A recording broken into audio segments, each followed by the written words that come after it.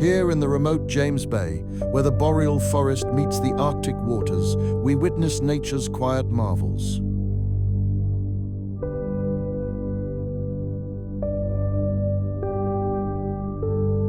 It is late October, and the cold begins to settle over this vast, shallow bay, an ecosystem cradled by Northern Quebec and the lands of the Cree.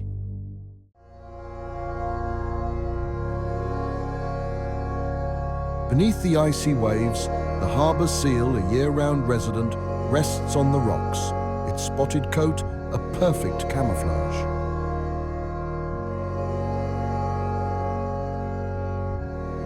Nearby, the bearded seal, known for its whiskers and large size, visits from the Arctic to feed on the rich seabed below.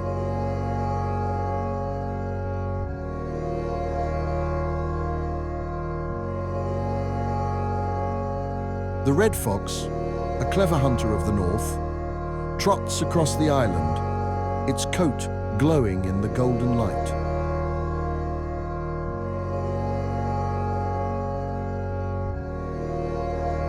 As the sun sets, the sky erupts in fiery clouds.